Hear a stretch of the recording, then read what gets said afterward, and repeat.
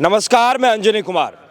अभी हम लोग फ़िलहाल उपस्थित हैं अयोध्या में और अयोध्या में सरयू नदी के किनारे कुछ बाल संत हैं, विद्यार्थी कह लीजिए, वो लोग यहीं पे खड़े थे अपने गुरुजी के साथ। हमने सोचा कि कुछ बात किया जाए कि अयोध्या में ये लोग, अब इन लोगों को कैसा लग रहा है, कितनी बदलाव हुई है और किस गुरुकुल में ये लोग पढ़ रहे हैं। आइए सीधे जुड़ते हैं इन विद्यार्थियों से और इनके गुरुजी के साथ भी हम लोग जो है बात करेंगे। अभी क्या शुभ नाम हुआ आपका? शोभित ब्रह्मचारी। शोभित ब्रह्मचारी जी। आपका शुभ नाम? उत्कर्ष ब्रह्मचारी। आपका शुभ नाम बाबू? दिव्यांशु ब्रह्मचारी। राजन ब्रह्मचारी। शिवम ब्रह्मचारी। क्या नाम हुआ आपका? शिवांक ब्रह्मचारी। सुमित ब्रह्मचारी। आर्यन ब्रह्मचारी। अंश ब्रह्मचारी। अच्छा, सभी लोग अपने टाइटल में नाम के साथ जो है वो ब्रह्मचारी लगा रहे हैं।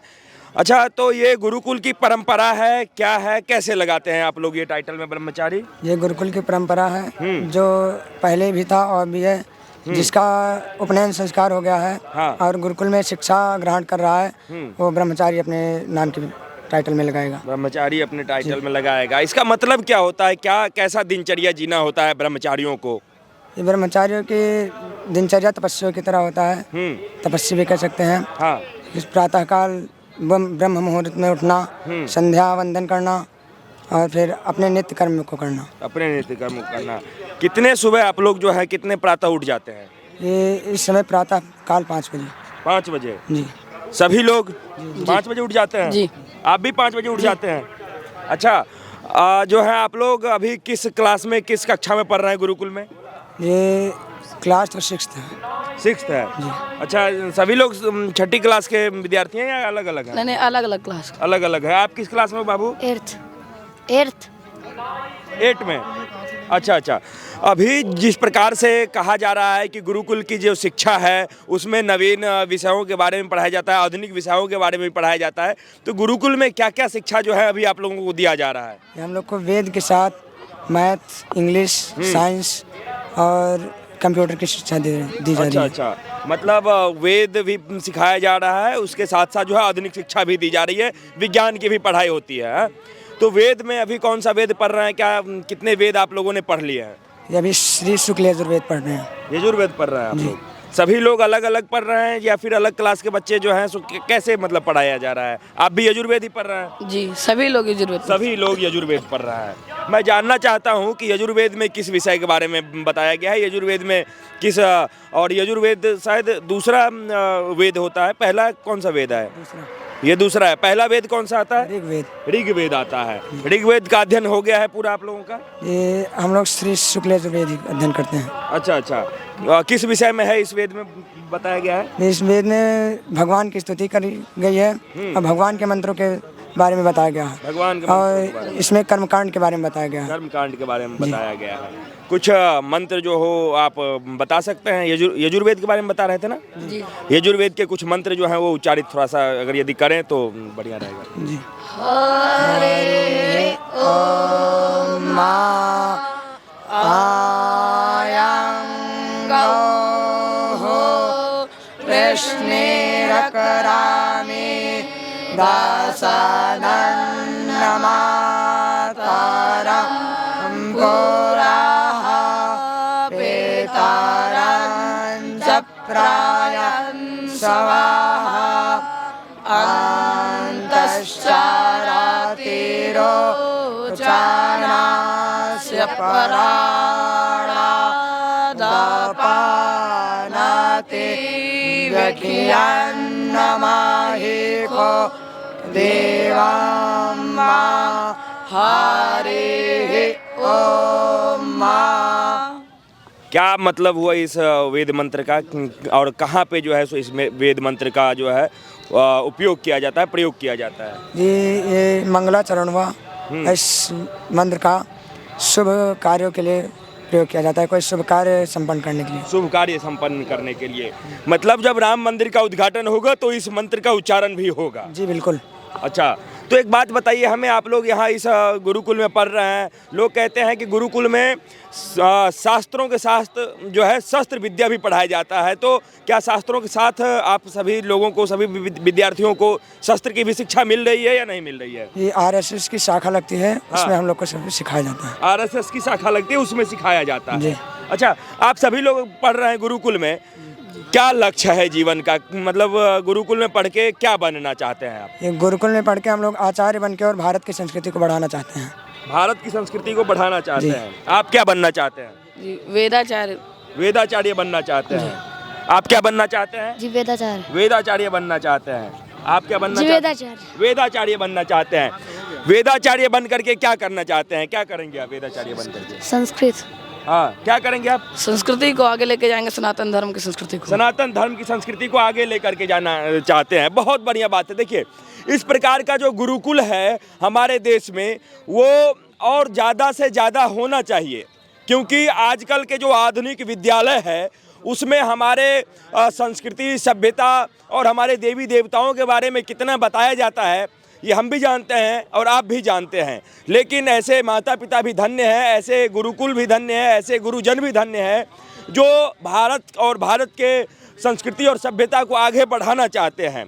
राम मंदिर का उद्घाटन होने वाला है ब्रह्मचारी जी, तो क्या लग रहा है, कितने खुश हैं? अयोध्या कितने तैयार है और आप लोग कितने तैयार हैं? ये हम लोग की भी तैयारी है, हम लोग बहुत खुश हैं, क्योंकि 500 वर्षों पहले हमारे तपस्वी ने इतनी तपस्या की है, हमारे महावीर पुरुषों ने जितना संघर्ष किया है, वह संघर्ष और तपस्या सफल हो रहा है। इसलिए सब पूरे भारतवर्ष और हम लोग के मन में बहुत ही खुशियाँ हैं। बहुत खुशियाँ, बहुत हर्षोल्लास के साथ हम लोग खुशियाँ मनाएंगे। बहुत खुशियाँ मनाएंगे, मनाना भी जाना चाहिए।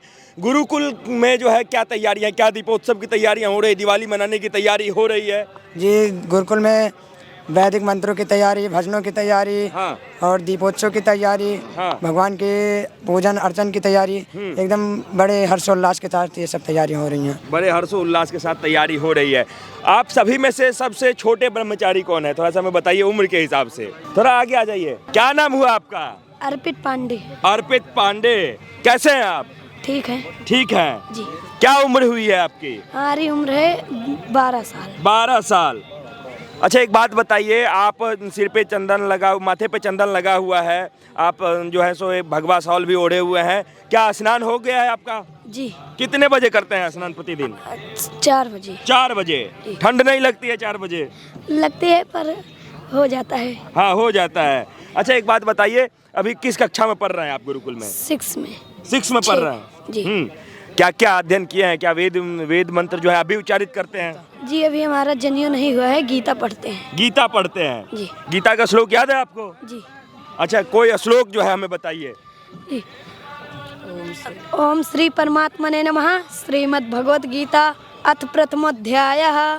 धृतराष्ट्रोवाच धर्मक्षेत्रे कुरुक्षेत्रे संवेतायुत्सवः मामकः पाण्डवश्चैव किं कुर्वत् संजयः। संजय उवाच दृष्टवा तु पाण्डवानीकं व्यूढं दुर्योधनस्तदा आचार्यमुपसंगम्य राजा वचनमब्रवीत् पश्येतां पाण्डुपुत्राणामाचार्य महतीं च मुं व्यूढां द्रौपदपुत्रेण तव शिष्येण धीमता। बहुत बढ़िया। हमें बहुत ज़्यादा खुशी भी होती है और बहुत ज़्यादा हमें दुख है कि हम आपकी तरह जो है गुरुकुल में नहीं पढ़ पाए। क्या पढ़ के बनना चाहते हैं आप? जी, हम तो वेद, जब हमारा जनेऊ हो जाएगा तो हम तो वेद ही पढ़ेंगे। वेद पढ़ेंगे। हाँ, ठीक है। राम जी आने वाले हैं, रामलला आने वाले हैं, आप कितने खुश हैं? हम बहुत खुश हैं। बहुत खुश हैं। जी। कहाँ के रहने वाले हैं आप? किस राज्य के? हम अयोध्या के। अयोध्या के ही रहने वाले हैं। देखिए, ये जो सभी ब्रह्मचारी हैं, ये मन ही मन बहुत हर्षित हैं, बहुत खुश हैं, क्योंकि रामलला भी आने वाले हैं और ये लोग भी उसी बाल अवस्था में हैं जिस बाल अवस्था में श्री राम प्रभु यहाँ पधारेंगे। आइए हम इनके गुरुजनों से बात करें कि ये लोग कितने हर्षित हैं और कितने जो है गौरवान्वित महसूस करते हैं अपने आप को ऐसे शिष्य पा करके। जी गुरुजी, सबसे पहले तो नमस्कार और आपका शुभ नाम जानना चाहेंगे। दुखड़नाथ मिश्र। अच्छा गुरुजी, बताइए कि ऐसे शिष्य को आप लोग जो है गुरु अपने तरफ से जो शिक्षा देते हैं, कैसा मतलब महसूस होता है? इतने बढ़िया बढ़िया शिष्य है आपके पास। शिष्य तो बढ़िया तब होता है जब अपनी शिष्यता में पूर्ण रूपेण वो विद्या अध्ययन में आ गया है। वैसे हम सभी का तो प्रयास है कि जैसे मिट्टी को कुम्हार काटता छांटता और बनाता एक सुंदर घड़े का रूप दे देता है जी। और समाज उसकी तरफ आकर्षित होता है, ठीक उसी प्रकार से कोई 7 राज्यों के बच्चे यहाँ हमारे गुरुकुल में विद्या अध्ययन कर रहे हैं। और यह विद्यालय सर्वप्रथम तो अपने वेद की ओर ज़्यादा आकर्षित है, उसके बाद सभी विषयों का भी अध्यापन यहाँ होता है। उस हिसाब से छोटे और बड़े, अभी आपने बात किया कक्षाओं की, अपने यहाँ कक्षाओं का कोई निर्धारण नहीं है। यहाँ पर प्रथम वर्ष, द्वितीय वर्ष और तृतीय वर्ष के आधार पर बच्चों को शिक्षा दी जाती है। वेद के बारे में आपने बात किया तो यजुर्वेद में 40 अध्याय और 1975 मंत्र हैं। उस अध्याय के अनुसार इनका जो निर्धारण है पठन पाठन की व्यवस्था कि इतने वर्षों में इतने अध्याय इनको कंठस्थ करवा दिए जाएं, उस आधार पर इनकी कक्षाएं नियुक्त की जाती हैं, निर्धारित की जाती हैं। और भगवान राम की जहाँ तक बात है कि भगवान राम हमारे आराध्य हैं, सभी के हैं। और भगवान राम भी ऐसे ही गुरुकुल में विद्या अध्ययन करके सारे संस्कारों को अपने अंदर समाहित किया। उन्हीं संस्कारों को हम लोग पुनर्जागृत करके और देश, समाज और गांव, जिले में प्रसारित करना चाहते हैं ऐसे बच्चों के माध्यम से। इस प्रकार से हम लोग गुरुकुल में शिक्षा देते हैं और बच्चों से भी अच्छी बातें सीखने के लिए हम लोग भी आतुर रहते हैं। प्रसन्नता इतनी है कि जिसको अपने शब्दों में मैं वर्णित नहीं कर सकता। गुरुजी, ये जो चारों वेद है इन बच्चों को कब तक जो है आप लोग कंठस्थ करवा देंगे? मतलब कितना समय लगता है इन्हें चारों? देखिए, चारों वेदों का अध्यापक बहुत कम मिलता है। सभी चारों वेदों का अध्ययन करने वाले एक आध आचार्य, जैसे मेरे बगल में आचार्य जी हैं, ये यजुर्वेद और अथर्ववेद दोनों का ज्ञान इनको प्राप्त है। वर्तमान में आप ही के नेतृत्व में हम लोग काम भी करते हैं। श्री नीरज कुमार जी ओझा, आप बिहार जनपद के रहने वाले हैं और हमारे माननीय प्रधानाचार्य जी के दायित्व का निर्वहन कर रहे हैं। हम लोग अभी यजुर्वेद एक वेद को पूरा करने के बाद फिर दूसरे वेद पर आगे माने बढ़ने का विचार है। पहले एक वेद संपूर्ण 1975 मंत्र इन बच्चों को याद हो जाए, 40 अध्याय पूरा हो जाए, उसके बाद फिर किसी दूसरे वेद को फिर छुआ जाएगा। ठीक है। अच्छा गुरुजी, हम ये जानना चाहते हैं कि आपने कहा कि बच्चे जो हैं वेद पढ़ रहे हैं, वेद के साथ साथ आधुनिक शिक्षा भी ले रहे हैं, तो क्या ये बच्चे जब और बड़े हो जाएंगे तो ये आधुनिक शिक्षा उतना प्राप्त कर पाएंगे गुरुकुल में ताकि ये डॉक्टर बन सके, इंजीनियर बन सके या फिर कोई अन्य सेक्टर में जा सके? वेद के साथ साथ इनको सभी प्रकार की शिक्षाएं देने का अलग अलग व्यवस्थाएं हैं।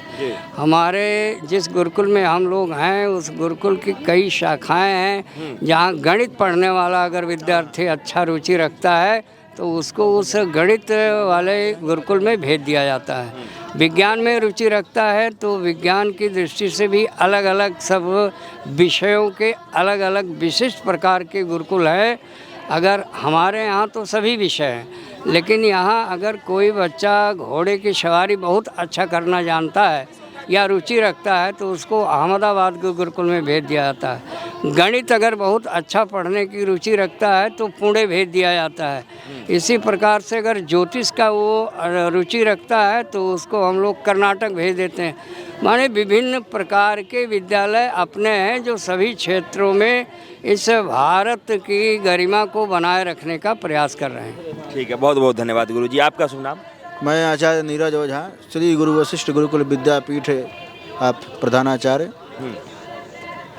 अच्छा, जैसा कि बच्चों ने कहा, गुरुजी ने भी कहा कि जो वेद मंत्र वगैरह जो है वो पढ़ाया जाता है, क्या गुरुकुलों में अभी भी शास्त्र के साथ इन बच्चों को शस्त्र की विद्या दी जाती है? कहा गया विद्या शस्त्रस्य शास्त्रस्य देव विद्ये प्रतिपत्तये आद्या हास्याय वृद्धत्वे द्वितीया द्रियते सदा। शास्त्रों में 2 विद्या का उल्लेख आया है, शस्त्र विद्या और शास्त्र विद्या। तो हमारे यहाँ शस्त्र विद्या भी पढ़ाया जाता है और शास्त्र विद्या भी पढ़ाया जाता है। कहा गया, जैसे आप चौपाई सुने होंगे गुरुकुल गृह गए रघुराई, अल्पकाल सब विद्या आई। वही प्राचीन शिक्षा ही हमारे यहाँ चलती है और साथ में आधुनिक शिक्षा भी चलती है, जो संस्कार जो है विहीन नहीं है, संस्कार युक्त शिक्षा हमारे यहाँ दी जाती है। ठीक है, क्या लग रहा है कि ऐसे गुरुकुल जो हैं हमारे देश में और ज़्यादा होना चाहिए? कहा गया कि हमारे यहाँ बहुत से गुरुकुल थे, गली गली में घरों घरों में गुरुकुल थे। जब से ये विदेशी आए और अपना शिक्षा जो है इसमें घुसेड़ दिए और मैकॉले शिक्षा जो है वो उसमें घुसेड़ करके अपनी शिक्षा चलाए, पुनः जो है भारत प्राचीन शिक्षा की ओर अग्रसर है और पुनः एक दिन भारत विश्वगुरु बनेगा। ठीक है, बहुत बहुत धन्यवाद प्रधानमंत्री। आपको भी बहुत बहुत धन्यवाद, शुभकामना, सीताराम।